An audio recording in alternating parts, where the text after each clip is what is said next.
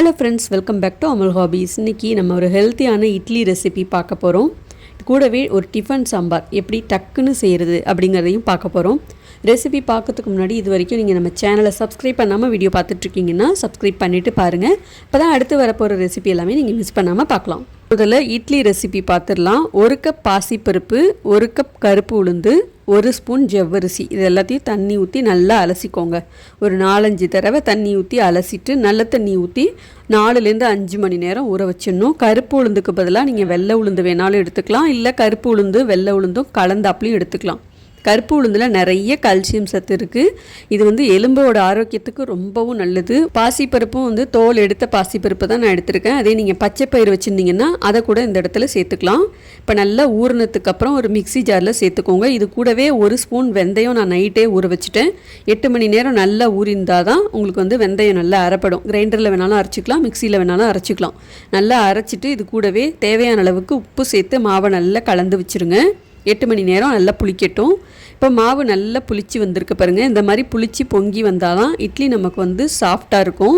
இதை நீங்கள் விருப்பம் போல் இட்லியாகவும் செஞ்சுக்கலாம், இல்லை தோசையாகவும் செஞ்சுக்கலாம், இல்லை பணியாரம் எந்த மாதிரி வேணாலும் செஞ்சுக்கலாம். ரொம்ப ரொம்ப சத்தானதாகவும் இருக்கும், ரொம்ப சுவையானதாகவும் இருக்கும். நான் இன்றைக்கி இட்லி தான் செஞ்சு காமிக்க போகிறேன். மாவு இந்தளவுக்கு நல்லா பொங்கி வந்திருக்கிறதுனால ஒரு தடவை நல்லா கலந்து விட்டுக்கோங்க. உப்பு எல்லாம் சரியாக இருக்கா அப்படின்னு செக் பண்ணி பார்த்துக்கோங்க.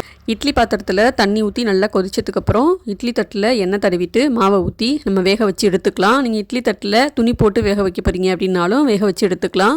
இட்லி வேகிறதுக்குள்ளார நம்ம டக்குன்னு ஒரு டிஃபன் சாம்பார் ரெடி பண்ணிடலாமா? சாம்பார் செய்யறதுக்கு முதல்ல கடாயில் 2 ஸ்பூன் எண்ணெய் சேர்த்துட்டு காஞ்சதுக்கப்புறம் வெங்காயம், தக்காளி, பச்சை மிளகாய் சேர்த்து வதக்கி விட்டுடலாம்.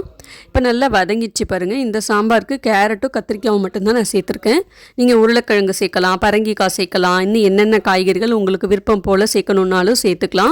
நான் இன்றைக்கி குக்குடு சாம்பார் மசாலா யூஸ் பண்ணி தான் இந்த டிஃபன் சாம்பார் வைக்க போகிறேன். ரொம்ப ரொம்ப டேஸ்ட்டாக இருக்கும். நம்ம வேலையும் ஈஸியாகவே முடிஞ்சிடும். இதிலேயே நமக்கு வேக வச்ச பருப்பும் கொடுத்துருவாங்க, நமக்கு சாம்பார் மசாலாவும் கொடுத்துருவாங்க. இன்னொரு விஷயம் என்னென்னு பார்த்தீங்கன்னா, நீங்கள் உப்பு கூட போட தேவையில்லை, புளி சேர்க்க தேவையில்லை, பருப்பும் வேக வைக்கணும்னு அவசியமே இல்லை. எல்லாமே இதில் வந்துடுறதுனால நீங்கள் சூப்பராகவே ஈஸியாகவே சாம்பார் டக்குன்னு வச்சிடலாம். காய் வேகிறதுக்கு 1 டம்ளர் தண்ணி சேர்த்து நல்லா காய் வெந்ததுக்கப்புறம் சாம்பார் மசாலா சேர்த்து நல்லா கலந்து விட்டுக்கோங்க. பருப்பு ஒரு பாத்திரத்தில் சேர்த்துட்டு 1 டம்ளர் தண்ணி ஊற்றி நல்லா கட்டி இல்லாமல் கரைச்சிட்டு அதுக்கப்புறமா சேர்த்துக்கலாம். அப்படியே நீங்கள் சேர்த்திங்கன்னா கட்டிப்படுற மாதிரி இருக்கும். இப்போ லேசாக ஒரு கொதி வரட்டும். சாம்பாருக்கு நம்ம ஆஸ் யூஷுவல் எப்படி தாளிப்பு கொடுப்போமோ அதே மாதிரி தாளிக்க வேண்டியதான். கொஞ்சமாக எண்ணெய் சேர்த்து நல்லா சூடானதுக்கப்புறம் கடுகு, ஜீரகம், காஞ்ச மிளகாய், கருவேப்பிலை எல்லாத்தையும் சேர்த்துக்கலாம். இனிமேல் நீங்கள் சாம்பார் வைக்கிறதுக்கு பருப்புலாம் வேக வச்சு புளி கரைச்சி கஷ்டப்படணும்னு அவசியமே இல்லை. ஈஸியாக சாம்பார் செய்யணும், அதுவும் டேஸ்டியாக செய்யணும்னா இந்த குக்குடு மசாலாவை ஒரு தடவை ட்ரை பண்ணி பாருங்கள். இவங்க கிட்ட டிஃபன் சாம்பார் மட்டும் இல்லை, லஞ்ச் சாம்பார், பாய் வீட்டு பிரியாணி, திண்டுக்கல் பிரியாணி, 65 மசாலான்னு ஏகப்பட்ட மசாலாஸ் ஆன்லைன்லேயே அவைலபிளாக இருக்குது. நான் டிஸ்கிரிப்ஷனில் டீட்டெயில்ஸ் எல்லாமே கொடுக்குறேன், நீங்கள் வேணும்னா செக் பண்ணி பாருங்கள். இப்போ இட்லியும் வெந்து சூப்பராக ரெடி ஆகிடுச்சு. இப்போ இட்லியோட நம்ம சாம்பாரை பரிமாறிடலாம். பாசிப்பருப்பு உளுந்து இட்லி சாப்பிட்றதுக்கு ரொம்ப ரொம்ப டேஸ்டியாக இருந்தது. அதே மாதிரி இட்லி பஞ்சு மாதிரி சாஃப்டாகவும் இருந்துச்சு. இந்த சாம்பார் கூட வச்சு சாப்பிட்டிங்கன்னா ரொம்ப ரொம்ப டேஸ்ட்டாக இருக்கும். காலையில் பிரேக்ஃபாஸ்ட்டுக்காக இருந்தாலும் சரி, டின்னருக்காக இருந்தாலும் சரி, இந்த மாதிரி ஒரு தடவை செஞ்சு பாருங்கள். இந்த மாதிரி நிறைய வீடியோஸ் பார்க்கறதுக்கு நம்ம சேனலை சப்ஸ்கிரைப் பண்ணிக்கோங்க. இங்கே நீங்கள் பார்க்குற வீடியோஸ், ரெசிபீஸ் மட்டும் இல்லாமல் நிறைய என்டர்டெய்னிங் வீடியோஸ், ரெசிபீஸ்லாம் இன்ஸ்டாகிராம்லேயும் பார்க்கணுன்னா என்னோட ஐடிஸ் கொடுத்துருக்கேன், மறக்காமல் செக் பண்ணி பாருங்கள். பிடிச்சிருந்ததுன்னா ஃபாலோ பண்ணிக்கோங்க.